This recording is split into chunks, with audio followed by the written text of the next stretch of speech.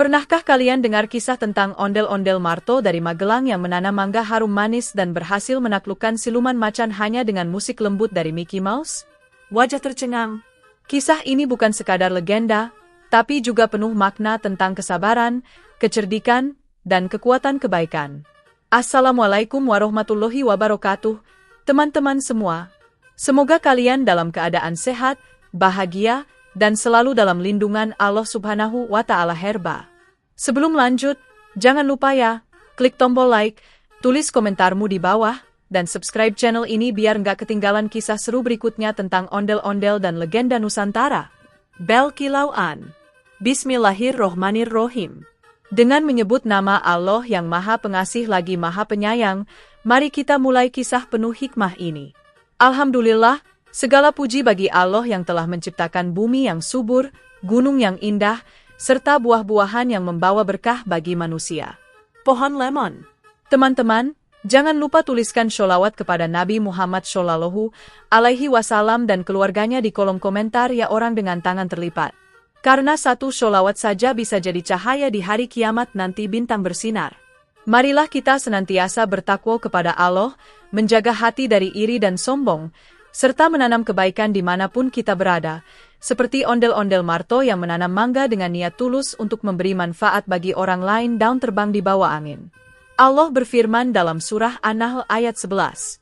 Dia menumbuhkan bagi kalian tanaman, zaitun, kurma, anggur, dan segala macam buah-buahan. Sungguh pada yang demikian itu terdapat tanda-tanda bagi kaum yang berpikir.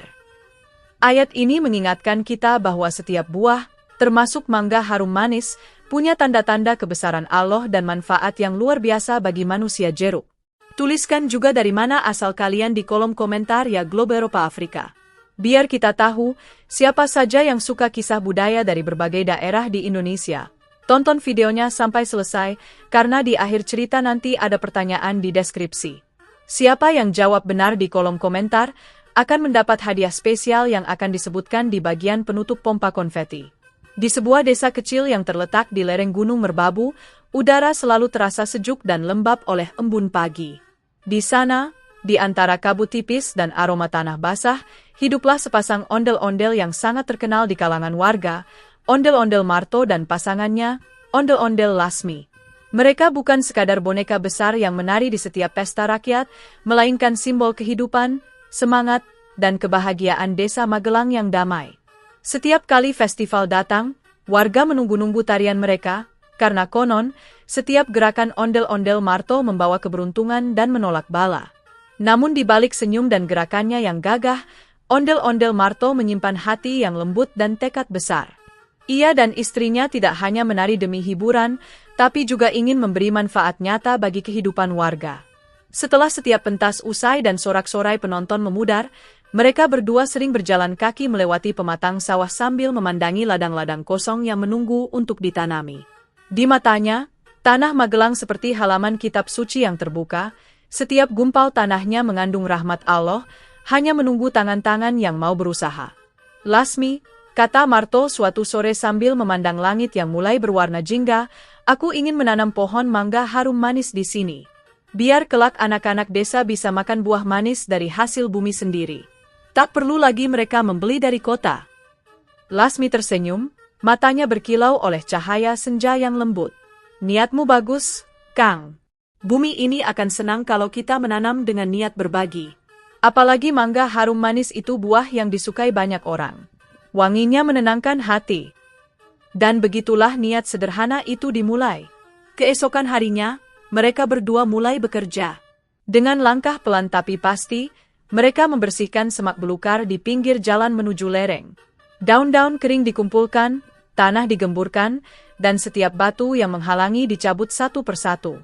Meski tubuh mereka besar dan berat karena berasal dari kayu dan anyaman bambu, tangan mereka penuh ketelatenan, seperti tangan seorang petani sejati. Di sekitar mereka, burung-burung kecil menari di udara, seolah ikut menyemangati. Angin dari puncak Merbabu berhembus membawa aroma bunga liar dan rumputan basah. Masyarakat desa yang lewat sering berhenti untuk menyaksikan. Loh, ondel-ondel kok tandur mangga? Tanya seorang bapak sambil tertawa. Marto hanya tersenyum ramah. Nggih, Pak. Ondel-ondel juga ingin nandur kebaikan. Biar orang mung goyang awak, tapi goyang ati kanggo kabeh wong. Ucapan itu membuat warga kagum. Sejak hari itu, banyak yang datang membantu. Ada yang membawa bibit, ada yang membawa cangkul, bahkan anak-anak kecil ikut menimba air dari sumur untuk menyiram tanah. Suasana penuh gotong royong dan semangat persaudaraan terasa di setiap langkah mereka.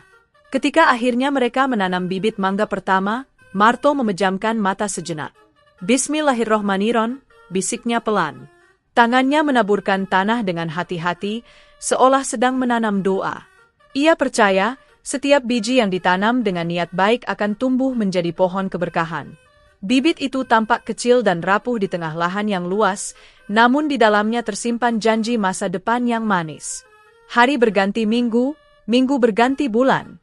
Setiap pagi, ondel-ondel Marto dan Lasmi datang untuk merawat pohon-pohon kecil itu. Mereka menyiram air dari mata air di kaki gunung, menyingkirkan rumput liar, dan memberi pupuk alami dari daun-daun kering yang mereka kumpulkan. Tidak pernah sekalipun mereka mengeluh meski hujan deras atau panas terik datang silih berganti. Di dada Marto, selalu ada keyakinan, setiap tetes keringat akan dibalas Allah dengan buah kebaikan. Sementara itu, desa di sekitar mereka juga berubah.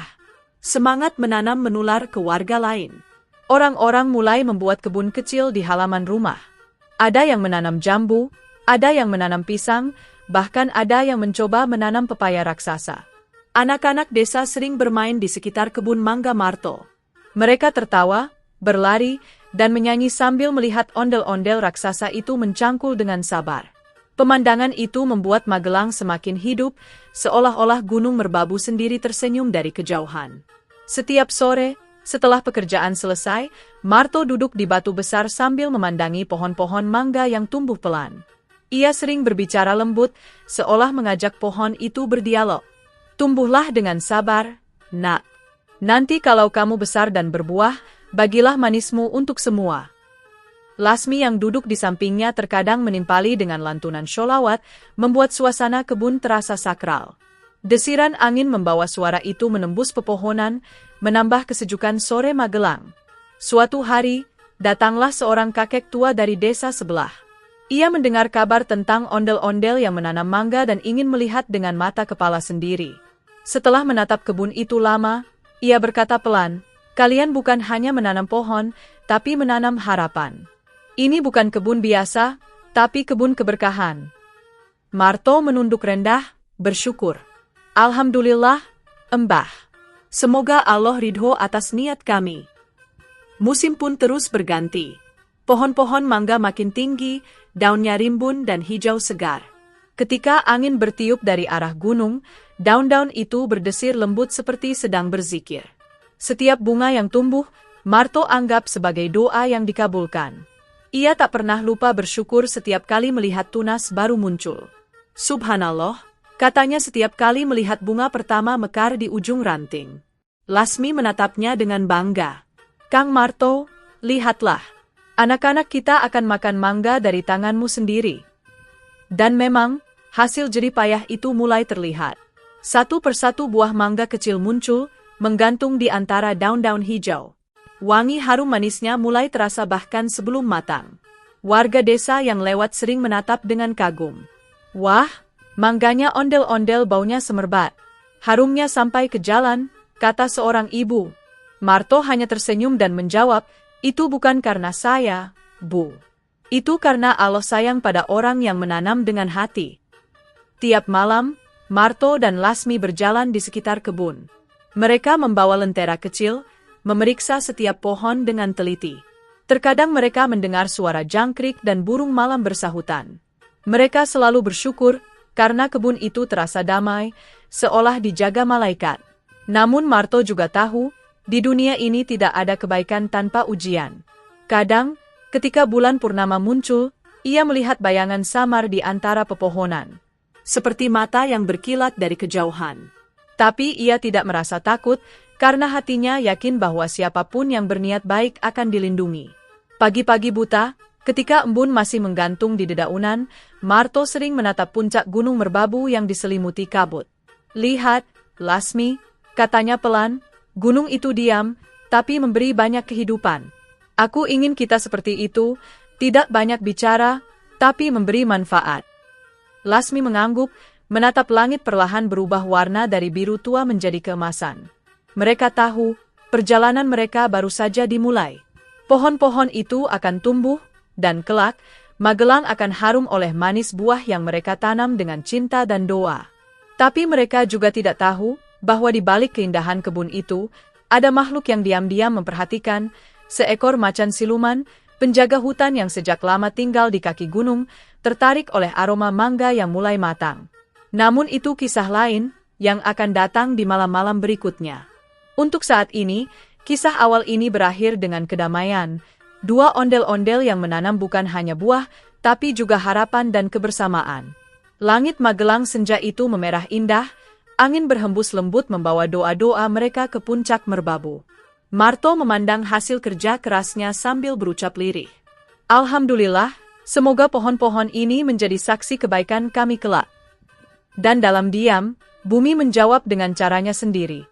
Melalui embun yang turun lembut, menyuburkan setiap akar yang ditanam dengan keikhlasan hati. Malam demi malam berlalu dengan damai di desa kecil di lereng Gunung Merbabu. Pohon-pohon mangga yang ditanam oleh ondel-ondel Marto dan Lasmi semakin tumbuh subur. Daunnya bergoyang lembut ketika angin malam berhembus, seolah berzikir memuji kebesaran Allah. Setiap sore, anak-anak desa datang bermain, menatap kagum pada buah mangga kecil yang mulai berwarna kekuningan. Semerbak harum manis itu sering terbawa angin hingga ke rumah-rumah di kaki gunung. Semua orang menunggu hari panen yang dijanjikan Marto. Tapi perlahan, ketenangan itu mulai terusik oleh kejadian yang sulit dijelaskan. Suatu malam, ketika langit tampak bersih tanpa awan, bulan purnama menggantung bulat di atas puncak Merbabu. Cahayanya menembus sela-sela daun mangga dan menimbulkan bayangan panjang di tanah. Marto sedang duduk di bawah pohon, memeriksa buah-buah yang hampir matang. Ia tersenyum bahagia. Sebentar lagi warga desa bisa merasakan manisnya hasil kerja keras ini, gumamnya pelan. Namun tiba-tiba, dari kejauhan terdengar suara auman panjang, dalam dan berat, seperti berasal dari rimba tua. Suara itu menggema menembus kabut malam, membuat bulu kuduk berdiri. Marto berhenti bergerak. Lentera di tangannya bergetar. Seekor burung hantu yang biasanya diam pun terbang panik dari dahan pohon. Keesokan paginya, ketika matahari muncul, Marto dan Lasmi terkejut. Beberapa buah mangga yang kemarin sore masih menggantung kini lenyap. Hanya sisa tangkainya yang patah dan bekas cakaran di batang pohon. Tanah di bawahnya tampak berjejak, bukan jejak manusia, melainkan tapak kaki besar seperti binatang buas. Para warga yang datang untuk membantu menyiram ikut gemetar. "Iki dudu maling biasa, Kang Marto," kata seorang pemuda desa. "Lihat jejaknya, ini milik macan." "Tapi kok aneh, di hutan Magelang sudah puluhan tahun tidak ada macan." Marto memandangi jejak itu lama. Matanya tajam tapi lembut, seperti sedang membaca sesuatu yang tak kasat mata.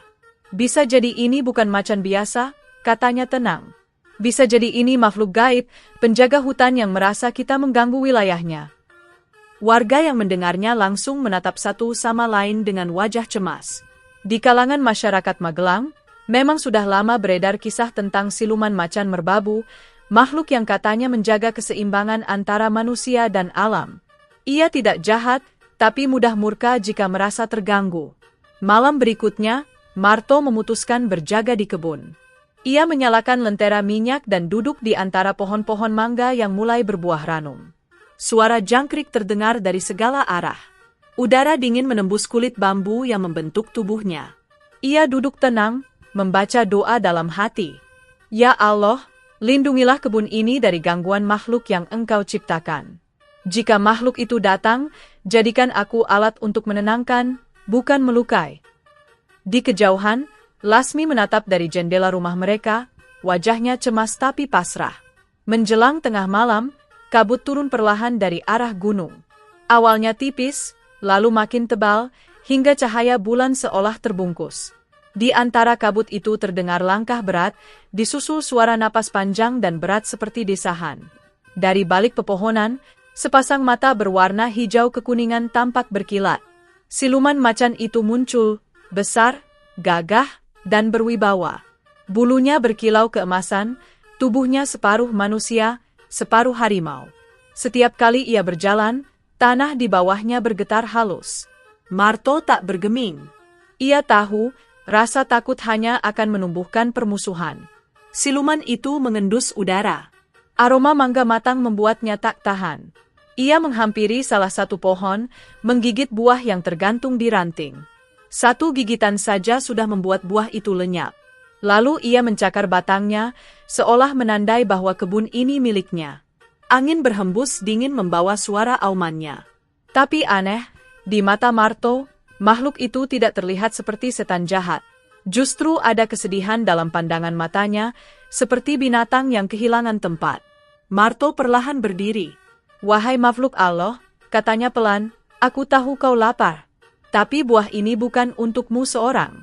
Buah ini untuk warga desa yang bekerja keras bersama kami. Kalau kau ingin, aku akan sisihkan beberapa, asal jangan merusak semua." Siluman macan menatap tajam, tapi tidak menyerang. Ia justru mendekat, mengendus tangan Marto yang memegang lentera. Dalam cahaya kuning itu, tampak wajahnya jelas, mata tajam namun berair, rahang kokoh tapi gemetar. Suara lembut Marto membuatnya ragu. Ia bergumam dalam bahasa yang tak dipahami manusia, lalu menghilang ke dalam kabut seolah ditiup angin. Pagi harinya, warga menemukan kembali sebagian buah mangga yang hilang. Tidak semuanya lenyap. Bahkan, di bawah salah satu pohon, tampak jejak kaki besar yang berputar-putar, seolah makhluk itu berjaga semalaman. "Mungkin dia cuma lapar," kata Lasmi dengan nada iba. "Mungkin dia cuma ingin diperhatikan." Marto mengangguk pelan. Dalam hatinya, ia tahu bahwa setiap makhluk, bahkan yang menakutkan sekalipun, pasti punya sisi lembut yang bisa disentuh dengan kebaikan. Namun gangguan itu tidak berhenti. Malam-malam berikutnya, suara auman semakin sering terdengar. Kadang dari arah hutan, kadang dari tepi kebun. Warga mulai ketakutan. Anak-anak tidak berani keluar setelah maghrib. Orang-orang menutup jendela lebih awal. Beberapa petani bahkan berhenti datang ke kebun karena takut bertemu makhluk itu. Desa yang semula ramai oleh semangat gotong royong kini terasa sunyi dan penuh waspada. Marto merasa sedih. Ia tidak ingin kebunnya menjadi sumber ketakutan, padahal niatnya menanam adalah untuk membawa ketenangan. Suatu malam, Marto berembuk dengan Lasmi di beranda rumah. "Kita tidak bisa terus begini," kata Lasmi lirih. "Setiap malam kita kehilangan sebagian buah. Aku khawatir, lama-lama warga tidak mau datang lagi ke kebun ini." Marto memandang ke arah hutan yang gelap. "Aku tahu. Tapi aku juga tak ingin menyakiti makhluk itu. Ia bukan musuh, hanya ciptaan Allah yang sedang keliru mencari tempat. Kita harus menenangkan, bukan memerangi." Lasmi terdiam. Ia tahu, suaminya punya hati yang lembut. Ia percaya, dengan cara Marto yang bijaksana, bahkan makhluk sebuah siluman macan pun bisa luluh.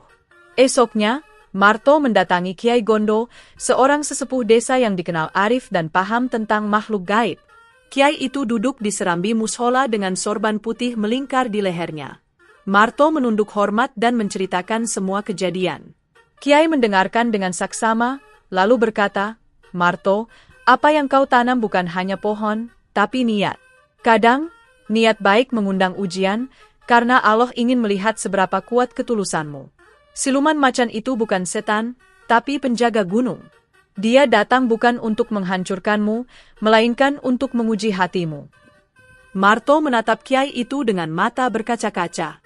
"Lalu apa yang harus saya lakukan, Kiai?" Kiai Gondo tersenyum lembut. "Jangan lawan dengan marah. Lawan dengan kasih. Bacalah doa, pasang lampu di kebunmu agar terang, dan isi malam-malam dengan zikir serta sholawat.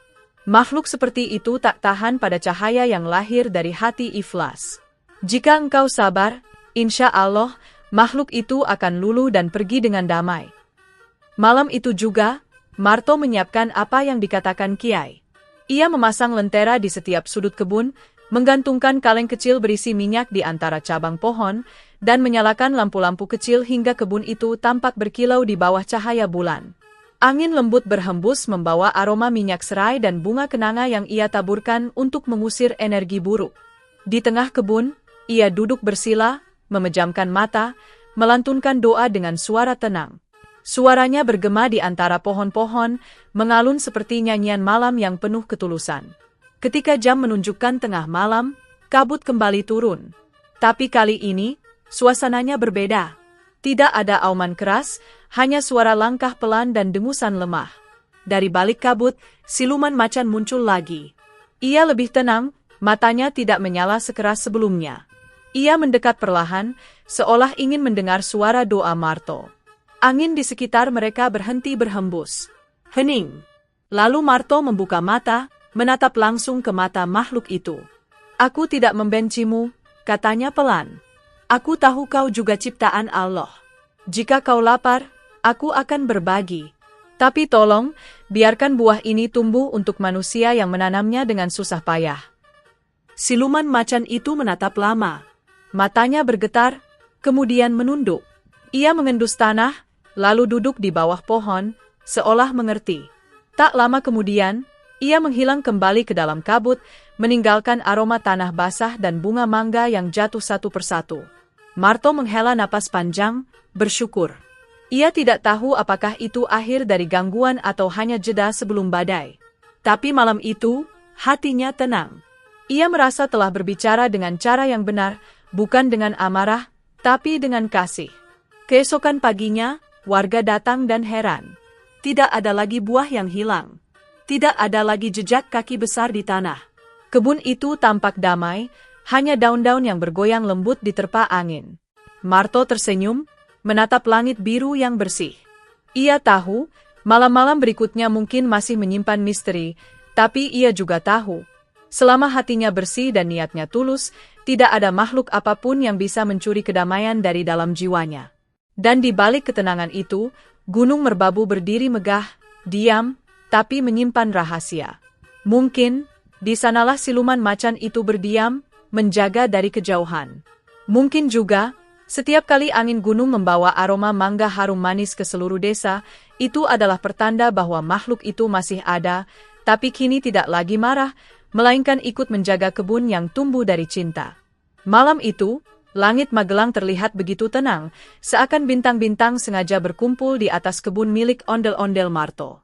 Di bawah sinar rembulan yang lembut, tampak sosok kecil dengan telinga bundar yang sudah dikenal di seluruh dunia, Mickey Mouse. Ia datang bukan untuk berlibur, melainkan untuk membantu sahabat barunya, Marto dan pasangannya, menghadapi misteri kebun mangga harum manis yang terus diganggu oleh siluman macan setiap malam. Mickey datang dengan langkah ringan, membawa koper kecil berisi alat-alat aneh, ada lampu-lampu kecil berwarna kuning, kabel melingkar, dan sebuah kotak musik kayu yang tampak tua tapi berkilau. "Halo Marto, aku dengar kebunmu selalu diganggu makhluk besar yang suka mencuri mangga," sapa Mickey dengan nada ramah sambil tersenyum. Marto mengangguk, wajahnya tampak lelah, namun ada sedikit harapan. "Iya, Mi, setiap malam ada auman, ada jejak cakar besar, dan keesokan harinya buah yang hampir matang hilang semua. Kami tak mau menyakiti siapapun, tapi kami juga ingin kebun ini tetap aman," jawab Marto dengan nada lirih namun tulus. Mickey kemudian menepuk bahu Marto, lalu menatap bintang-bintang di langit. "Tenang, temanku. Aku punya ide. Aku akan buat perangkap musik cahaya, bukan untuk melukai, tapi untuk menenangkan." Marto terkejut mendengarnya. "Perangkap musik cahaya?" tanya Marto penasaran. Mickey mengangguk mantap. "Ya, ini alat yang dulu aku ciptakan untuk menenangkan hewan liar di Taman Disney ketika mereka takut suara kembang api. Musik lembut bisa membuat hati tenang, bahkan makhluk yang paling liar sekalipun bisa tertidur damai." Tanpa membuang waktu, Mickey dan Marto mulai bekerja. Mereka menyiapkan lampu-lampu kecil berbentuk bunga mangga dan menggantungnya di dahan-dahan pohon. Lampu itu berpendar lembut, tidak menyilaukan mata, hanya memantulkan sinar keemasan seperti cahaya rembulan yang menetes dari langit.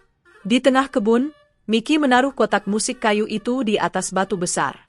Ketika tutupnya dibuka, terdengar dentingan lembut seperti lonceng kristal, nada-nada yang bergetar halus, menyentuh hati, dan menenangkan jiwa. Sementara itu, angin malam bertiup perlahan membawa aroma mangga harum manis yang menggoda. Marto duduk di dekat Mickey, mengenakan baju adat Betawinya yang sederhana, sementara pasangannya menyalakan obor kecil agar cahaya tambahan membantu mereka melihat sekitar. Mereka menunggu dengan sabar, karena menurut cerita warga, siluman macan itu biasa datang sekitar tengah malam saat kabut mulai turun dan suasana benar-benar hening. Tepat pukul 12 malam, suara auman pelan terdengar dari arah kebun sebelah timur. Suara itu tidak seperti macan biasa, ada gema gaib di dalamnya, seperti berasal dari dunia lain. Daun-daun bergetar, ranting bergoyang, dan kabut putih mulai menyelimuti tanah. Marto menatap ke arah suara itu, jantungnya berdetak cepat, tapi Miki tetap tenang. Ia menyalakan semua lampu perangkapnya, dan seketika kebun itu berubah menjadi lautan cahaya lembut. Ketika siluman macan muncul dari balik kabut, tubuhnya besar dan berkilau seperti campuran bayangan dan cahaya. Matanya menyala kuning keemasan, bulunya seperti kabut yang bergerak. Ia mengendus buah mangga dengan hidungnya yang besar, mengeluarkan suara geraman lembut. Tapi begitu mendengar musik lembut dari kotak kayu Miki, langkahnya mulai melambat. Nada-nada yang mengalun itu seperti membawa kisah damai dari dunia lama.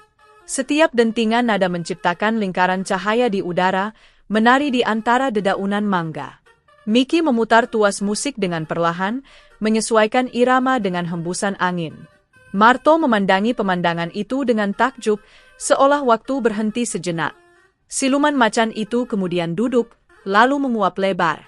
Matanya yang tadinya tajam kini tampak lembut, dan tubuh besar itu perlahan berbaring di bawah pohon mangga. Dalam beberapa detik, hewan gaib itu sudah tertidur pulas, napasnya terdengar pelan seperti hembusan angin di pagi hari. Marto dan pasangannya saling berpandangan, tidak percaya dengan apa yang mereka lihat. Miki tersenyum puas, lihat, tidak semua masalah harus dilawan dengan amarah. Kadang, ketenangan dan kasih bisa lebih kuat dari senjata apapun. Malam itu kebun benar-benar damai. Tidak ada suara selain musik lembut dan nyanyian jangkrik di rumputan. Lampu-lampu kecil terus berkelap-kelip, memantulkan warna keemasan pada buah-buah mangga yang menggantung ranum. Marto mendekati pohon tempat siluman macan tertidur dan melihat dengan hati-hati. Ia menyadari sesuatu, bahwa makhluk itu tidak benar-benar jahat. Di lehernya, tampak bekas luka lama, mungkin bekas jerat pemburu atau masa lalu penuh penderitaan yang membuatnya takut dan lapar. Dengan perasaan iba, Marto mengambil selembar daun pisang dan menutup sebagian tubuh siluman macan itu agar tidak kedinginan. Miki yang melihat itu menatap Marto dengan kagum. Kau benar-benar berhati lembut, Marto. Tuhan pasti senang melihat manusia yang penuh kasih seperti dirimu, katanya lembut. Marto hanya tersenyum. Aku hanya percaya, Mik, bahwa setiap makhluk punya hati. Kadang, mereka hanya butuh diingatkan dengan sedikit kebaikan. Menjelang fajar, musik Miki berhenti dengan sendirinya. Kotak kayu itu tertutup perlahan seolah tahu tugasnya sudah selesai. Siluman macan masih tertidur, damai tanpa amarah. Di langit timur, sinar mentari pertama muncul, menembus kabut, menciptakan pemandangan yang luar biasa indah. Warna oranye dan keemasan memantul di kulit buah mangga yang berembun. Marto tersenyum lebar, lalu berkata pelan, Alhamdulillah, malam ini penuh berkah. Sebelum pulang, Miki mengemasi alatnya, tapi ia meninggalkan satu lampu kecil berbentuk bintang di cabang pohon mangga. Biarkan lampu ini terus menyala setiap malam. Cahaya ini bukan sekadar penerang, tapi simbol persahabatan dan ketenangan, ucapnya sambil melambaikan tangan. Marto mengangguk, matanya berkaca-kaca. Ia merasa kebunnya bukan lagi tempat biasa, melainkan taman kedamaian yang menyimpan kisah kasih antara manusia, hewan, dan makhluk ciptaan Tuhan. Hari-hari berikutnya berjalan tenang. Siluman macan itu tidak pernah mengganggu lagi. Setiap malam ia datang hanya untuk berbaring di bawah pohon, mendengarkan sisa alunan musik dari lampu bintang yang bergetar pelan ketika tertiup angin. Warga desa pun tidak lagi takut. Mereka justru sering datang ke kebun Marto untuk melihat macan penjaga mangga yang kini jinak dan damai. Anak-anak tertawa sambil memetik buah, sementara orang tua bercerita tentang malam ajaib ketika musik menidurkan siluman. Cerita itu kemudian menyebar ke seluruh Magelang. Banyak yang datang bukan hanya untuk membeli mangga harum manis, tapi juga untuk merasakan ketenangan dari kebun yang kini dikenal sebagai Kebun Damai Marto. Di sana, Setiap orang diajak belajar bahwa kedamaian bukan berarti tanpa perbedaan, tapi kemampuan untuk berdamai dengan segala makhluk, baik manusia, hewan, maupun yang tak kasat mata. Bahkan bertahun-tahun kemudian, ketika Marto sudah tua, kebun itu tetap dijaga oleh siluman macan yang kini berubah menjadi roh penjaga kebajikan. Mickey kadang kembali berkunjung, memainkan musik yang sama di bawah cahaya rembulan, mengenang malam ketika suara lembut mampu menaklukkan amarah seekor makhluk gaib. Itulah malam yang mengajarkan satu hal besar kepada semua yang hadir, bahwa suara kebaikan selalu lebih kuat daripada teriakan ketakutan. Bahwa kasih bisa membuat yang buas menjadi jinak, yang gelap menjadi terang, dan yang dingin menjadi hangat. Dan di antara semilir angin malam Magelang, suara lembut musik Mickey Mouse seakan masih bergema, menidurkan dunia dalam kedamaian dan cinta. Bulan Sebit Hati Kuning. Pagi itu, sinar mentari menyapa lembut di ufuk timur Magelang. Embun masih menempel di ujung daun, dan aroma tanah basah berpadu dengan wangi manis buah mangga yang baru matang. Udara terasa segar dan penuh kedamaian.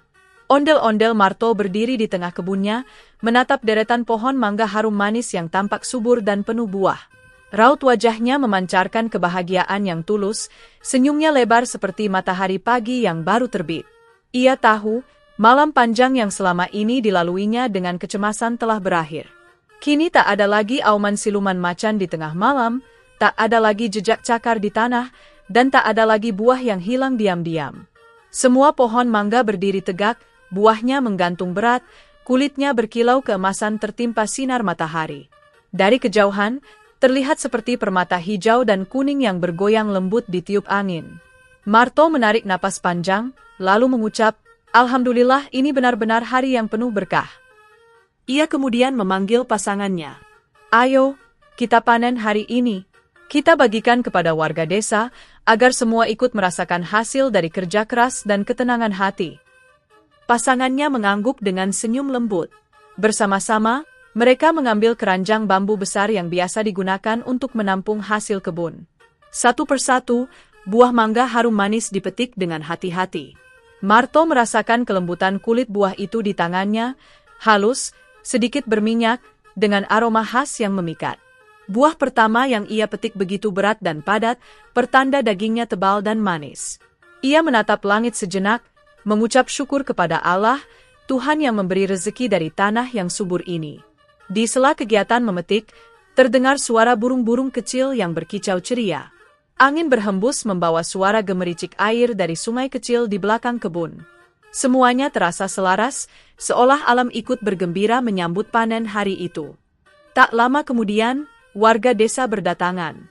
Mereka mendengar kabar bahwa kebun Marto akhirnya panen besar setelah lama diganggu siluman macan. Anak-anak berlari-lari di antara pohon mangga sambil tertawa. Para ibu membawa tikar dan air minum, sementara para bapak membantu memetik buah yang tinggi dengan galah bambu panjang. Suasana kebun berubah menjadi seperti pesta rakyat, penuh tawa, kerjasama, dan rasa syukur. Marto berdiri di tengah kerumunan, matanya berkaca-kaca melihat semua itu. "Dulu aku sempat marah, sempat takut, bahkan sempat putus asa," katanya kepada warga yang berkumpul di bawah pohon besar. "Tapi malam itu aku belajar sesuatu. Bahwa tidak semua masalah harus diselesaikan dengan emosi. Kadang kita hanya perlu hati yang tenang dan pikiran yang jernih." Seperti malam ketika Mickey Mouse memainkan musik dan siluman macan akhirnya tertidur damai. Warga mengangguk setuju. Salah seorang warga tua berkata, "Benar, Marto. Ketenanganmu itu yang menyelamatkan kebun ini. Kalau saja kau memilih jalan kekerasan, mungkin kebun ini sudah hancur dan kita semua kehilangan tempat yang indah ini." Marto tersenyum dan menjawab, "Aku hanya percaya, Pak, kalau kebaikan itu selalu punya jalan. Tidak peduli seberapa besar masalahnya, kalau kita tetap sabar dan berpikir jernih, Allah akan tunjukkan solusi terbaiknya." Lalu, ia membagikan buah mangga harum manis ke setiap warga.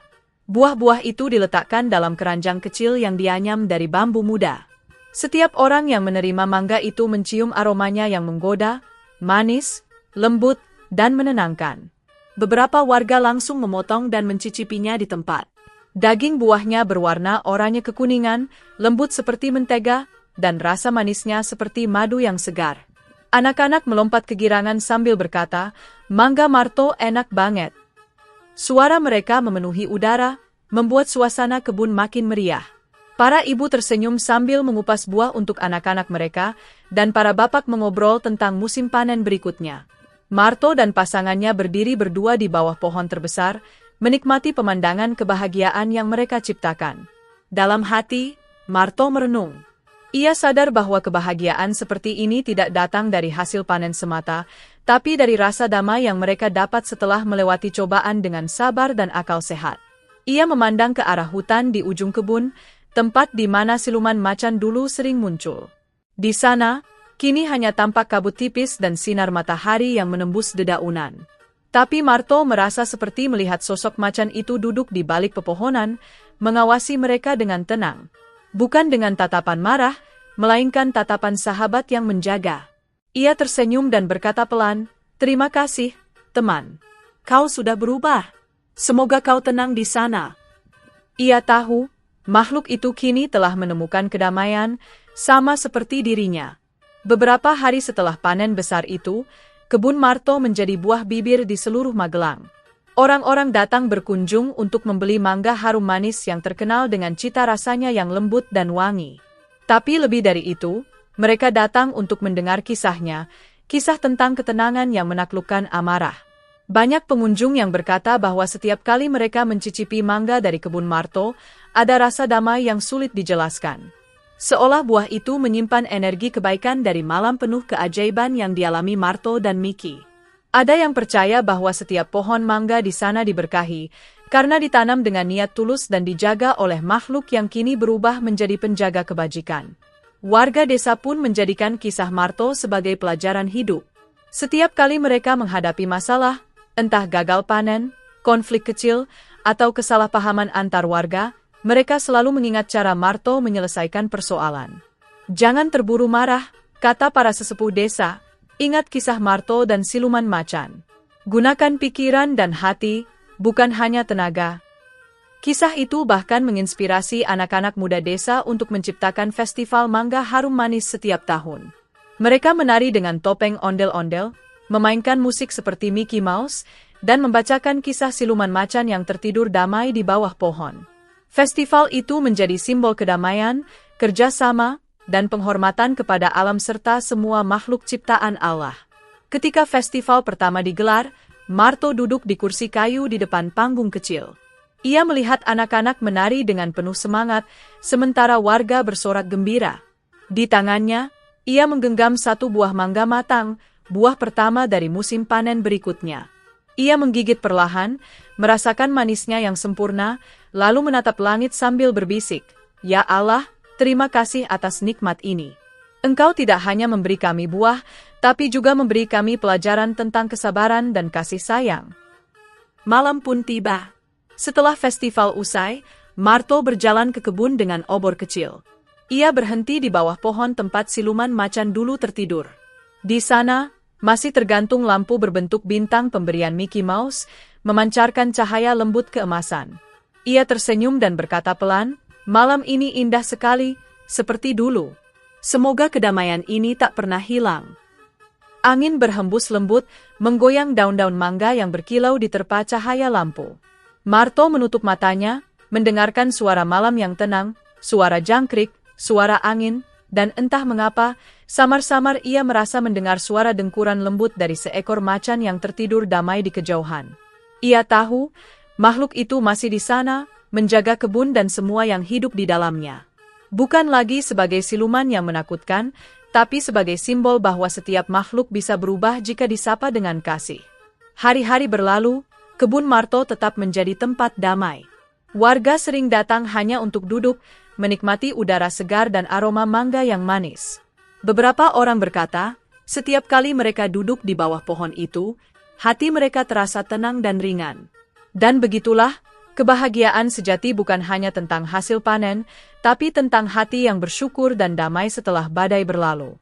Ondel-ondel Marto menatap matahari terbenam di ufuk barat, tangannya masih menggenggam buah mangga terakhir hari itu. Ia tersenyum, bukan karena panennya melimpah, tapi karena ia telah memanen sesuatu yang lebih berharga, kedamaian, kasih, dan kebahagiaan sejati yang tumbuh dari kebaikan hati. Lemon. Sejak malam ajaib itu berlalu, waktu berjalan pelan namun penuh makna di tanah Magelang. Alam seakan menyimpan kenangan yang tak ingin hilang tentang ondel-ondel Marto, Mickey Mouse, siluman macan, dan kebun mangga harum manis yang menjadi saksi kebijaksanaan dan kasih. Setiap pagi, mentari yang muncul dari balik gunung merbabu seperti menyapa dengan lembut, sinarnya menyentuh daun mangga satu persatu seolah mengucapkan selamat pagi kepada mereka yang telah menanam kedamaian di tanah ini. Desa tempat Marto tinggal kini dikenal sebagai Kampung Mangga Harum Manis, dan setiap sudutnya memiliki cerita. Orang-orang datang dari berbagai daerah, bahkan dari luar Magelang, hanya untuk melihat kebun tempat legenda itu terjadi. Pohon mangga yang dulu pertama kali ditanam oleh Marto dan pasangannya kini tumbuh sangat besar. Batangnya kokoh, daunnya lebat, dan buahnya selalu berlimpah setiap musim panen tiba. Tapi bukan hanya buahnya yang dicari orang, energi tenang yang terpancar dari kebun itu terasa menyentuh setiap hati yang datang berkunjung. Konon, jika seseorang datang dengan hati yang gundah, lalu duduk di bawah pohon mangga utama sambil berdoa dengan tulus, maka hatinya akan terasa ringan dan damainya akan kembali. Banyak orang yang bersaksi bahwa setelah berkunjung ke kebun itu, mereka merasa seperti mendapat pencerahan, seolah ada suara lembut yang berkata, "Tenangkan hatimu, hadapi hidup dengan sabar dan kasih." Setiap malam ketika angin turun dari arah Gunung Merbabu, warga desa mengatakan mereka kadang mendengar suara musik lembut, alunan yang menenangkan seperti petikan nada dari kotak musik Mickey Mouse.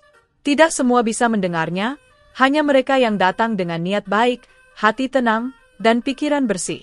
Suara itu muncul dari arah kebun Marto, bergema lembut di antara dedaunan dan kabut malam. Musik itu bukan sekadar melodi, bagi warga, itu adalah simbol bahwa kedamaian masih hidup di sana. Anak-anak desa sering bermain di kebun sambil menirukan suara musik itu, bernyanyi kecil sambil menari seperti ondel-ondel. "Ini lagu Mickey," kata mereka sambil tertawa. Dan orang-orang tua yang mendengar hanya tersenyum, karena mereka tahu legenda itu terus hidup di hati generasi berikutnya. Warga Magelang pun menjadikan kisah ini sebagai bagian dari budaya mereka. Setiap tahun, mereka mengadakan festival legenda Mangga Harum Manis. Di festival itu, warga mengenakan topeng ondel-ondel, menari diiringi musik tradisional yang dikombinasikan dengan nada-nada lembut menyerupai kotak musik. Di tengah acara, selalu ada pementasan teater rakyat yang menceritakan kisah Marto, Mickey, dan siluman macan. Pementasan itu tidak hanya hiburan, tapi juga pengingat. Di akhir cerita, pemeran Marto selalu berkata dengan suara lantang, "Kemarahan bisa membakar segalanya, tapi ketenangan bisa menumbuhkan kehidupan." Kalimat itu menjadi pepatah baru di Magelang. Banyak guru menuliskannya di papan tulis sekolah, banyak petani mengucapkannya sebelum mulai menanam, bahkan pedagang di pasar sering mengutipnya saat menenangkan pembeli yang sedang marah. Waktu terus berjalan, dan meski Marto sudah lama tiada, semangatnya masih terasa di udara. Warga menjaga kebun peninggalannya dengan cinta. Mereka tidak menebang pohon tua itu, meski tanahnya kini sangat bernilai. Sebaliknya, mereka menjadikannya taman doa dan perenungan. Di sana ada bangku kayu sederhana, tempat orang duduk diam, mengingat pesan Marto, hadapi hidup dengan hati tenang. Kadang, saat senja tiba dan langit berubah jingga keemasan, burung-burung beterbangan di atas kebun. Cahaya matahari menembus daun-daun, memantulkan warna seperti emas cair. Orang-orang yang melihat sering berkata, "Itu pertanda berkah. Itu tanda bahwa Allah meridho tempat ini." Dan di antara desiran angin sore, mereka merasa mendengar suara kecil, seperti nada kotak musik Mickey Mouse yang dulu menidurkan siluman macan. Legenda itu kemudian menjadi bagian dari cerita rakyat Magelang. Anak-anak di sekolah mempelajarinya dalam pelajaran budaya lokal. Mereka menulis ulang kisahnya dalam bentuk puisi dan drama pendek. Guru-guru sering berkata, kisah Marto bukan hanya tentang mangga, tapi tentang makna kehidupan. Tentang bagaimana menghadapi ketakutan dengan kecerdikan, bukan kekerasan. Tentang bagaimana kasih bisa mengubah makhluk buas menjadi penjaga damai. Beberapa peneliti lokal bahkan datang untuk menulis buku tentang kisah ini. Mereka menuliskan bahwa legenda Marto mencerminkan nilai-nilai luhur bangsa Indonesia, gotong royong, ketenangan, kebijaksanaan, dan cinta damai. Dalam wawancara dengan warga, Banyak yang mengatakan bahwa setelah peristiwa itu, tidak ada lagi pertengkaran besar di desa. Warga menjadi lebih tenang, mudah memaafkan, dan lebih sering berkumpul untuk berbagi cerita atau makan bersama di bawah pohon mangga. Magelang pun berubah pelan-pelan. Bukan hanya jadi kota wisata sejarah karena Candi Borobudur dan Gunung Merbabu, tapi juga dikenal sebagai kota legenda kedamaian. Banyak wisatawan yang datang mengatakan, Magelang bukan cuma indah, tapi punya suasana yang menenangkan hati. Suatu hari, seorang musisi muda dari luar kota datang berkunjung. Ia mendengar cerita tentang musik Mickey Mouse yang masih terdengar di malam hari. Ia memutuskan untuk menginap di dekat kebun Marto. Malam itu, sekitar pukul 12, ketika angin turun dari arah gunung, ia benar-benar mendengar suara lembut itu, suara yang bukan berasal dari alat musik manusia, tapi dari alam itu sendiri. Lembut, menenangkan, seperti melodi surga. Ia menangis tanpa tahu kenapa. Keesokan harinya, ia menulis lagu berjudul Nada dari Merbabu, dan lagu itu menjadi terkenal di seluruh Indonesia. Banyak orang yang mendengar mengatakan bahwa setiap kali lagu itu dimainkan, hati mereka terasa damai dan penuh harapan. Dan di akhir lagu, sang musisi menulis kalimat kecil, terinspirasi oleh kisah ondel-ondel Marto dan musik Mickey di kebun Magelang. Kisah itu pun makin mendunia. Para peziarah budaya datang dari luar negeri untuk melihat tempat itu. Mereka takjub bagaimana sebuah cerita sederhana tentang petani dan makhluk gaib bisa mengajarkan nilai spiritual yang begitu dalam. Di kebun itu, mereka merasakan sesuatu yang sulit dijelaskan dengan kata-kata, ketenangan yang tak biasa, seolah bumi dan langit berpelukan di tempat itu. Bagi warga setempat, semua itu bukan hal aneh. Mereka tahu, semua berasal dari niat baik yang tulus. Marto tidak pernah menanam pohon mangga untuk kekayaan, tapi untuk berbagi. Mickey tidak datang untuk terkenal, tapi untuk menolong. Bahkan siluman macan tidak benar-benar jahat, ia hanya makhluk lapar yang butuh kedamaian. Dan karena ketiganya bertemu dengan cara yang damai, Allah memberkahi tanah itu dengan keberkahan yang tidak pernah habis. Hingga kini, setiap kali musim panen tiba, warga selalu memulai dengan doa bersama. Mereka berdiri di bawah pohon besar peninggalan Marto, mengangkat tangan, dan membaca sholawat bersama. Setelah itu, mereka memetik mangga pertama sambil berkata, Bismillahirrohmanirrohim, semoga panen ini membawa damai bagi semua. Dan setiap kali buah pertama itu dipotong, aroma manisnya menyebar ke seluruh kebun. Wangi yang sama seperti ketika Marto pertama kali memetik buah setelah malam panjang penuh misteri. Beberapa orang tua mengatakan, jika malam hari kamu berjalan melewati kebun itu dan berhenti sejenak, kamu mungkin akan melihat kelap-kelip cahaya lembut di antara daun-daun. Bukan cahaya lampu, tapi bintang kecil yang dulu ditinggalkan Mickey Mouse. Kadang kamu juga bisa mendengar suara desahan lembut seperti dengkuran seekor macan yang tidur damai. Dan jika kamu mendengar nada musik yang menenangkan, jangan takut, itu tandanya kamu sedang diberi anugerah untuk merasakan keindahan hati yang damai. Legenda ini kemudian menjadi warisan turun-temurun. Orang tua menceritakannya kepada anak-anak sebelum tidur. Anak-anak tumbuh dengan keyakinan bahwa kebaikan dan ketenangan selalu menang atas ketakutan dan kemarahan. Bahwa siapapun bisa menjadi pahlawan, bukan dengan kekuatan fisik, tapi dengan kebijaksanaan dan kasih sayang. Maka, setiap kali ada masalah di desa, entah pertengkaran, kesalahpahaman, atau cobaan alam, warga selalu berkata, ingatlah Marto. Kalimat itu menjadi simbol penyemangat, pengingat untuk selalu berpikir jernih dan bertindak dengan hati yang lembut. Dan di malam-malam tertentu, terutama ketika angin bertiup dari arah Gunung Merbabu, orang-orang masih berhenti sejenak, menengadahkan wajah, dan berkata pelan, dengarkan, musik Mickey masih mengalun. Bagi mereka, itu bukan hanya legenda, tapi doa yang hidup. Doa agar manusia tak lupa pada kebaikan, agar hati selalu damai, dan agar dunia selalu diisi dengan kasih seperti yang telah ditanam oleh ondel-ondel Marto di tanah Magelang. Begitulah legenda itu bertahan, bukan di batu, bukan di naskah, tapi di hati setiap orang yang percaya bahwa kedamaian bisa menaklukkan segala amarah. Dan Magelang pun selamanya dikenal bukan hanya sebagai kota seribu candi, tapi juga tanah berkah mangga harum manis, tempat di mana musik, kasih, dan ketenangan hidup berdampingan dalam harmoni abadi. Herba Kilauan. Alhamdulillah, Sudah selesai menonton kisah kita kali ini orang dengan tangan terlipat? Jangan lupa selalu bersholawat kepada Nabi Muhammad Shallallahu Alaihi Wasallam dan keluarganya, serta bertakwa kepada Allah di setiap langkah hidup kita. Bunga Sakura. Semoga yang menjawab pertanyaan di deskripsi dengan benar didoakan mati husnul khotimah dan masuk surga tanpa hisab. Dan yang salah didoakan selalu sehat, bahagia, dan diberi rezeki barokah. Tuliskan juga di komentar, judul cerita apa lagi tentang ondel-ondel yang ingin kalian dengar di episode berikutnya.